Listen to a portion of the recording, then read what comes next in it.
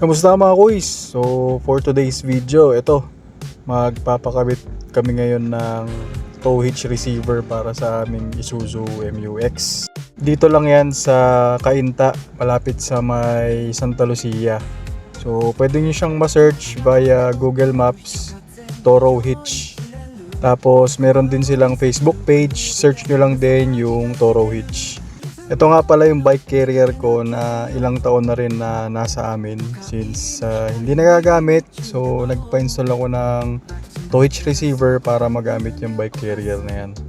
Binibenta ko dati yung bike carrier na yan, kaso walang nagkaka-interest bumili, kaya ang ginawa ko since meron na ako mountain bike ay nagpakabit na lang ako ng tow hitch receiver. Para tuwing uuwi kami ng Antipolo, madadala ko yung bike at saka yung bike ng anak ko. Ayan, so kung makikita nyo, kinakabit na yung mismong tow hitch receiver.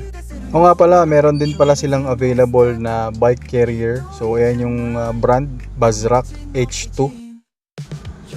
Medyo nahirapan din sila sa part na yan ng pag-i-install kasi medyo may kabigatan din yung tow hitch receiver. Also, yung ginamit na materials dyan is makapal din. So 18mm at saka 12mm yung ginamit na mga bakal dyan as standard. Ayan, natapos nang i-install yung mismong tow hitch receiver.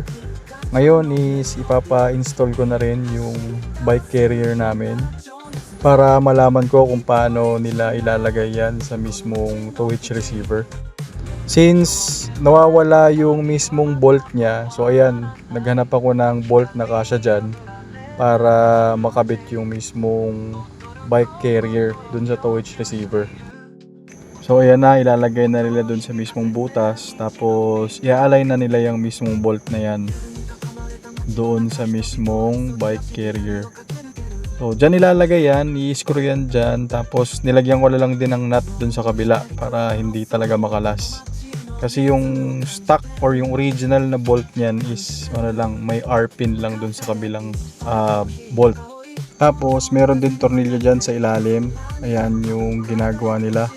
So hihigpitan lang din yan para mas maganda yung kapit nung bike carrier. So ito ang itsura niya ngayon. I-montage ko na lang. So ayan, salamat sa panonood. Please like, share, and subscribe. Bye bye!